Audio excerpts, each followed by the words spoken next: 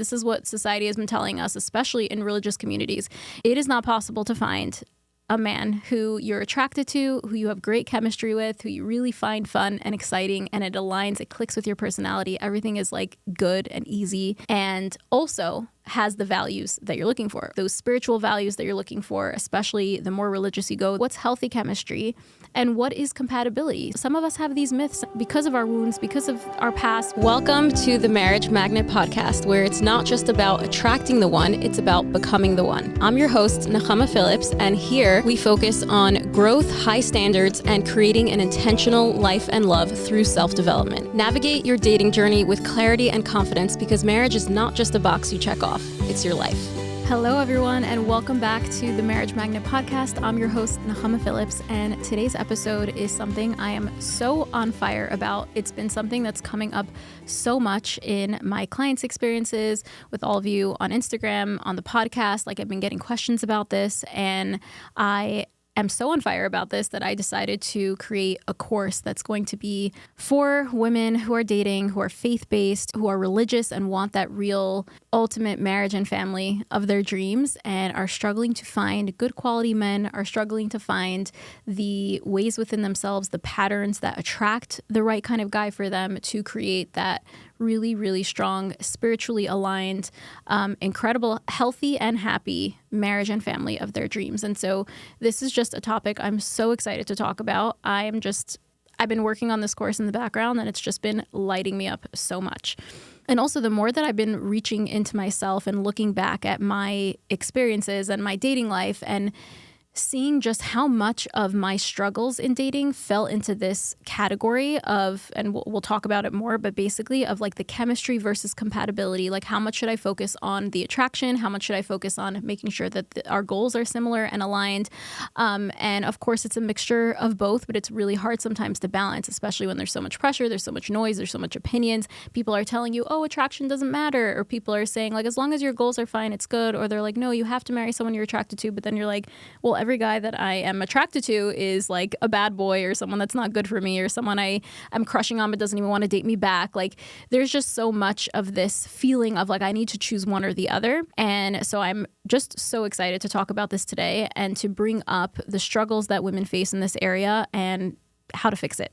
I remember being so frustrated by this whole chemistry versus compatibility when I was dating, and so many of my experiences looking back are tied to this struggle, this fight within me, this fight within what, you know, the pressure in society and the noise outside was telling me what's important, and if I was being too picky, and like just so much of the pain of the dating journey and the dating like life was just tied to this chemistry versus compatibility fight and this conflict within me. And you know what? The things that helped me overcome this, and when I finally met my husband, I remember the exact shifts that I made that helped me overcome this, and it still serves me till today, because the things that you work on to help you find that balance and to help you find that deep-seated worthiness and belief and way of going about your dating life that actually leads to good results in your dating life and actually will help you find your husband, don't just help you find your husband. They help you cultivate so much more. They help you cultivate and foster an incredible, healthy, safe, communicative, amazing marriage. They help you parent better. I have 2 little kids now, and just like seeing how much of the things that I've learned and the worthiness and the ability to navigate certain things in life just help me be a better parent. They help me be a better person, a better friend, a better coach. Like, these things are just so integral. So they will serve you not just in your dating life to find that man of your dreams for the spiritually aligned marriage and family that you're looking for, but also just for you to become the woman that you want to become and to start leading life with confidence, with certainty, with clarity, with worthiness, unapologetic for the life and love that you want to live. There are so many reasons, and I wrote some down here, so I'm going to take a look, but there are so many reasons why women feel stuck when they're dating in this whole chemistry versus compatibility topic. I'm going to choose 2 points to focus on for this episode because otherwise it'll be really, really long. But the first one is that women feel like they need to choose one or the other because they don't feel like it's possible to find both. There's a certain belief that women are walking around carrying, especially because of the way that society portrays these things to us, of like asking for too much is just, it's just not possible. It is not possible to find a man you're never going to find. This is what society has been telling us, especially in religious communities. It is not possible to find a man who you're attracted to, who you have great chemistry with, who you really find fun and exciting, and it aligns, it clicks with your personality. Everything is like good and easy, and also has the values that you're looking for. Also wants to get married, wants to have a family, has that like those spiritual values that you're looking for. Especially the more religious you go, the more important it is to find someone who aligns pretty perfectly, I would say, with those values in all the areas that matter to you, right? So that's number one. Women feel like they need to choose one over the other because they don't think it's possible to find both, or they don't think that they're worthy of both, right? Maybe it does exist, but even if it does exist, I don't know how can I really expect to get it all? Like, I don't know if I'm worthy of that, right? And the second thing, the second reason why I believe a lot of women feel really stuck is because there's so many myths about chemistry and compatibility. There are so many myths, right? It's like when people tell us, like mentors or matchmakers, they're like, don't worry, attraction will grow, or you're being too picky, you don't need to focus on attraction. Like, it's not important. It's not really important for a marriage. And like, don't focus on that. Don't worry, the love will come later, right? All the things that we've been told as religious women, especially in the more and more religious and insular communities, culture you go, like the more it's prevalent in the culture, basically.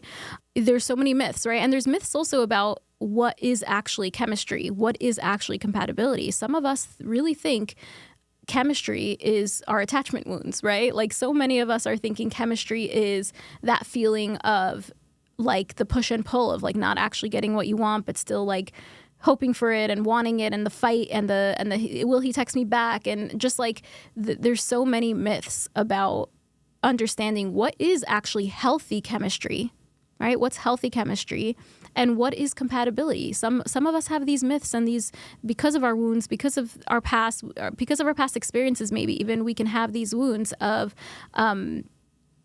compatibility is boring, or just because he's good on paper, it doesn't mean I'm going to be happy, or like, what if everything works out? What will I even know what to, like, what do you do then? Because we're just so used to things not working out. Like, there's so many myths and misunderstandings and misalignments in our own ability to understand and work with what true chemistry and compatibility are, that we often confuse these so much and start to look for things that may not actually be good for us in the long run. And so when we're looking for chemistry and compatibility and we're filtering through the lens of the things we need to heal from, sometimes we can get ourselves really messed up perceiving things that are not the way they truly are. So we're perceiving chemistry not really being chemistry. We're perceiving compatibility as not truly what it is. And the more we have these experiences, the more we confirm our biases that say, you see, you can't find both. You see, it's never going to happen. You see, it's not possible to find both. You see, you're not worthy of both. You see, this is why you have to choose one or the other. Or if I want to have the religious life that I'm looking for, where I'm truly aligned and we are completely on the same page when it comes to everything important, I have to drop my desires for chemistry. I have to squash my desires. There's just, we're filtering everything. We're filtering our dating experiences and our lives through these myths and through the wounds that we still need to heal. And this is why it gets so tricky for women. Personally, I remember going through this a lot, and I definitely vacillated between one or the other. I've had my moments. I've had the unworthiness. I've had the like, even when I shared my almost engagement story, there was a lot of that, like, do I even deserve this? Like, is this really going to work out? And in a way, when it didn't, it was almost like a confirmation. You see, these things don't work out. They're too good to be true. Even if you think you're going to get engaged and your, dress is at the seamstress and you're ready and everyone's ready, it will fall apart. Like, it's never going to work. It's never going to happen. And that was one of the catalysts of realizing I need to work on my own worthiness. I can't be dependent on someone else's dictation of my worth based on their actions, because then I'll always be stuck. Anyway, I'm getting too far into it. But personally, the story that I wanted to bring up was that I remember my father telling me, like, what do you mean? Because basically I would tell him, like, I'm being set up with these guys. Like, I'm sorry, but they're just not, like, no, like, they're just not attractive. Because he would ask me, like, why are you saying no after the first date? Like, give it a chance. I'm like, Dad, I know this person will never be my husband. I just know. I just know it's not possible. It's just physically not possible, emotionally not possible. It is just not possible. And that was when I was seeing just the absence of chemistry at all, to the point of repulsion a lot of times. And I felt bad to say it, and I felt judgmental, and people told me, made me feel that way, right? You're being too picky. What, you want to marry a movie star? Like, stop having such high expectations. And I was like, no, Dad, let me show you some pictures, because he was like, can you help me explain, like, what kind of man are you looking for? Because all of these people that you're going out with, like, no one's good enough. And I was like, it's not that they're not good enough. We can have certain things that are aligned, but I just can't see myself marrying them. So he was so funny. I think I showed him a couple of pictures. I Googled, like, I don't know, pictures of maybe movie stars. I don't even remember. I showed him a couple of pictures. I'm like, you see, this kind of guy, like, has a presence. I was really looking for, like, masculine, tall, big, like, just a certain, and not everybody has that preference, or not everybody needs that, but that's what I was looking for. And I remember it was so funny. I can't remember if he saw this on, like, someone's shidduch profile, someone's dating resume, but he came home one day and was like, Nechama, I think I found someone. Just tell me if this is the type of guy that you're looking for. And I just was like, this is so awkward, Dad. Like, I can't. But he showed me this picture. It was like some muscular guy, like, with a gym photo. And I was like, I don't know if he is, like, ready for marriage. Like, it didn't seem like he was, like, we would actually go out. But I was like, yeah, you're onto something, you know, like, you're starting to get it. And it was so funny, because when he met my husband for the first time, it was actually on our second date. Really interesting. It was July 4th, and my whole family was having a barbecue, and I was going out from my sister's house, and I had him pick me up. And he's like, well, can I say hi to your family? And I'm like, no, we're not really dating for that long yet. Like, he's like, so who cares? Like, let me. And I'm like, you're not nervous? Like, you want to meet them? And he's like, yeah. So I was like, listen, sure. I texted my mother, and I'm like, can he come to the backyard? He wants to say hi. Anyway, he came, shook my father's hand. And I remember my father texted me. I can't remember, texted me or told me later, like, he has a strong handshake. I got it. Like, I see he's tall. He's, like, so funny. Anyway, there's so many struggles. There's so much to talk about when it comes to chemistry and compatibility. And that's why I'm creating this course all about chemistry and compatibility. I realize how much of a problem that it was for me, and how much it is for my clients, and just reflecting on what fixed it for me. And I just want to encourage you to join the wait list. It's going to be in the description below. Jump on the wait list. Just put your name on there. There's no cost. It is completely free. I am going to email you and let you know when the course becomes available. I also want to hear your feedback. So once you jump on the wait list, you'll get an email right away that actually has a form in there where you can fill out questions and share your feedback, share what you struggle with, share what you want to be included in this course. I just really, really want to hear from you and want to know what areas you're struggling with, because this course is not just going to be information. It's really going to be this transformational. I'm going to add all of this stuff, by the way, you guys, like somatic audios and a lot of journal prompts, and just real integrated knowledge where you walk away from this course feeling so clear on healthy chemistry, healthy compatibility, your worthiness, understanding how to look for it, how not to settle, how to just move through your dating journey so much more clear and confident and excited, ready to, like, have the dream marriage and family that you want, knowing that you're just waiting for it to line up, because obviously it's all in God's, plan and all in his timing. But you're just going to be so set up to know that you are ready to receive the healthy love that you're looking for. And this course is just going to be incredible. So just put your name on the list, again, in the description or in the show notes below. Pop your name on the list, and I will let you know when it's ready. I am super excited. Okay, so we're going to go into the first myth that we talked about, which is the pressure to choose either, and talk a little bit more about it, okay? So there is so much societal and cultural pressure to marry young, right? If you're in a faith-based community, again, Orthodox Judaism, growing up ultra-Orthodox, and I know that so many Christians, Mormons, anyone in other faith-based communities that really put so much societal pressure for good reason, and also it can be detrimental, right? But for good reason. We value marriage and family. We value, having that God-centered, spiritually aligned marriage and family, and that's a huge part of our purpose and role as women. And we want to continue and lead the next generations. Like, this is one of our main goals in life. And in a society that's so marriage and family based, especially as time goes on and you're not finding it, you can feel really left out. You can feel like you don't belong, like you're kind of an outcast, and like something is wrong with you. And so the longer that time goes by, and I know this happened for me, the longer the time goes by and you see my younger sister got married before me. I had younger cousins with babies and everything. And I was just like, and I didn't get married so old, right? I got married at 27.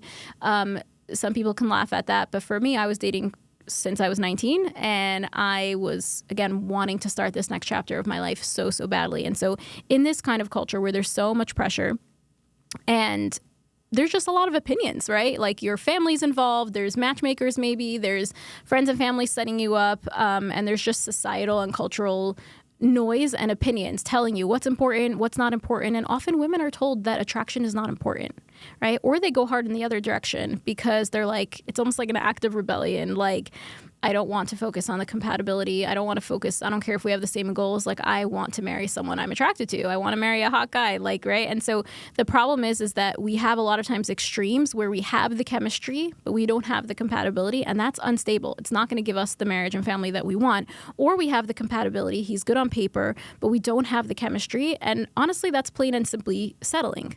So we can't have one without the other, right? And so a lot of things that women are told is like, don't worry, don't be so picky, don't be so superficial, don't worry, attraction will come later, love will grow later. And you know what? It really won't. Sorry, it really won't. Attraction will not grow later. When people say that, I roll my eyes because I'm like, I hear what you mean by that, where it's like, yes, if you like someone and you're attracted to them and things are going well, and especially if you're not going to be physical before marriage, like, yes, I believe that. Attraction will come later. Attraction will grow later, right? Where it will grow more and more, and you will build that physical, intimate relationship once you're married, and you'll grow in love. You'll continue to grow in love, hopefully, right? If you cultivate it. If you're telling a woman who goes out with someone and says, listen, I'm not attracted to them, I'm repulsed, like, this is just not for me, I'm so sorry, I just can't get into it. And the matchmaker or your mother or whoever it is like, no, like, don't worry, attraction grows later. You don't, why don't expect to be attracted to him right away? Like, takes time. And we are told these things that really, really confuse us. And you know what? Attraction won't grow later. If there's no seed of it, it will not grow later. It actually could diminish over time, especially if it's not cultivated and fostered, especially with kids and more stresses that come into life. Like, the attraction can go down. So let's start off strong, right? Let's make sure that we have that seed of it there. And honestly, I believe, unfortunately, it's a way to push women into marriage because honestly, society believes, at least in our societies, right? It's better to be married and unhappy than it is to be single and unhappy. And that sounds so bad to say, but I truly believe that is the society and culture that we live in. And that's a concept for another episode. Maybe we can unpack. But another example or another thing that happens sometimes is that we date guys that we like, or sometimes even situationship-wise, right? Because we know they're actually not going to be the one for us for marriage. So we're kind of just like talking to them, or we're crushing on them, or asking someone to set us up, or like we meet them somewhere and we like start texting, but like we are maybe rejected by them. Maybe someone we like doesn't like us back. And it's like we finally find a guy we're attracted to and we like try and go out with him. And then he was like, no, she's not for me. And we get devastated. We're like, you see, it's not possible to find someone who I like that likes me back, or someone who has the chemistry that I'm looking for. And, it will be reciprocated, whether it's them liking me in return or whether they don't have the compatibility. And at the end of the day, the feeling is the same. It's like, will I have to settle? Will I have to settle on either end of the spectrum? Is it not possible to get both? And this is, again, why I'm so excited to be sharing more and teaching this all in the course, diving deeper into balancing both and what contributes to these kinds of scenarios happening, what we can do to start attracting differently, and just so much more. So make sure you put your name on this wait list because, again, it's going to be magical. Now, the second point that I was wanting to bring up, and the myths that keep us stuck, is that we believe sometimes in these unhealthy ways of perceiving chemistry and compatibility, which one could be that chemistry has to be instant. We don't always know what healthy chemistry looks like, what it feels like, what it should be like, because we're a lot of times not connected to our intuition. We're listening to other people's opinions, societal expectations, feelings of shame for our desires based on society, based on culture, based on the religion that you were brought up with and the community that you are in. And inherently, sometimes you really believe at this point that wanting chemistry is wrong, that it's bad, that you should suppress your desires, that you're not being good. You're not a good girl. Like, don't stop being so into, the guy's looks. Like, just focus on what's important, which is making sure that he's a good man and that he wants to have kids, and we just make sure all the important stuff, so to speak, are there, and just suppress your desires, right? Because we're told that we're being superficial or picky. And another myth, again, coming from the lens in which we view things and the experiences that shape the way we perceive things, is that sometimes because of our attachment wounds, we believe compatibility is boring and we're not interested in it. And when we do find someone who we're compatible with, even if there is attraction there, we sometimes convince ourselves that if everything is there, that means something is missing, which it sounds really weird and it sounds bad. But if you feel me, you feel me. If everything is there, something must be missing. We can't get ourselves, because of our worthiness, I believe, can't get ourselves to truly lean in and to truly be all in, because it almost feels too good to be true, or the compatibility is just the only thing that's there and the chemistry is not there. So that's different. But we have to understand what we need to heal in ourselves, maybe because of our attachment wounds, or the way we grew up, our previous relationships or experiences. We have to be able to heal that in ourselves and understand the difference between having what you want values-wise, but also having attraction, and having what you want values-wise, but there being zero attraction, right? There's a huge difference, because the latter will not just feel boring, it'll feel draining, right? If you have compatibility and you don't have the chemistry, it will be draining. And that's unfortunately why too many women, religious women, are married and miserable, have kids, don't want to leave for the kids, whatever it is. They don't have the lit up, healthy, happy marriage. Maybe they have the family, maybe from outside it looks okay, it looks good, right? And they look like a cute couple, whatever it is, but they don't have the true unconditional love and safety and that marriage that they were excited about, because they settled in the area of chemistry, right? And it can cause a lot of pain for both parties. Another myth, which is connected to this, is that you are asking for too much. If you want everything, it's like having it all is just too much to ask for, right? We hear this from other people. We say it to ourselves. We haven't maybe seen ourselves in the light of our true worthiness. And that's something that really needs to be built from the inside out. And this is maybe the most important, revolutionary part of this course that I'm building. The worthiness module is big, it is large, and it has so much packed into it, because worthiness is really the foundation of everything. And sometimes we don't even realize it's like the unappealing part of this work, but it's actually the most transformative part.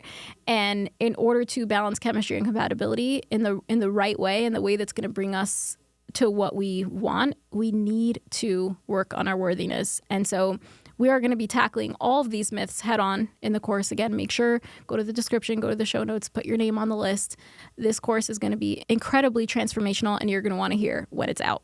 Some of the key topics that we're going to cover in the course, if you're interested, is healthy chemistry versus attachment, assessing compatibility early on, building a shared vision for your life based on your values, using faith as a guide in dating, but not as a means to suppress desires, right? Like we just mentioned before, understanding and shifting how our level of worthiness attracts what we feel about ourselves. We confirm what we think we deserve, and analyzing your attachment wounds and unhealthy patterns that could contribute to this misaligned attraction you're experiencing in your dating life, where you're constantly feeling like nothing is working out. You always have to choose one or the other. You feel stuck. You're not sure why things are not clicking. You're not sure what patterns of yours are contributing. Like, we're going to be analyzing that misalignment, and we are going to be solving them fully, so that when you walk away from this course, you're going to be experiencing aligned attraction in your dating life. And whether, again, it's all in God's hands, but whether God gives that to you right away, or in a few months from then, or in a year from then, you're going to feel so confident that you're truly on your way and that your attraction is aligned. You're going to feel good. You're going to feel like, I'm in the right place now. I'm just waiting for God to give me my soulmate. But I am totally ready, willing, able, and just like have the capacity to receive my heart's desires truly in all the ways that matter to me. So make sure you put your name on the wait list for this course. Again, I'm so on fire building this for you, and I know it's going to be just a massive turning point in so many women's lives to help them get the love that they truly deserve. Thank you so much again for tuning into this episode. Make sure your name is on the wait list for the chemistry and compatibility course that I'm creating. You're going to want to check it out. It's an incredible, incredible transformational experience that you're going to go through that's going to help you cultivate the worthiness and the support and the tools to find the love that you truly deserve, the healthy, happy marriage and family that is aligned spiritually, he's the man of your dreams in every single way. Yes, it is possible. I know it from personal experience and from professional experience. It is more than possible, and you totally deserve it. So make sure your name is on that list, and I will see you again in the next episode. Bye, guys.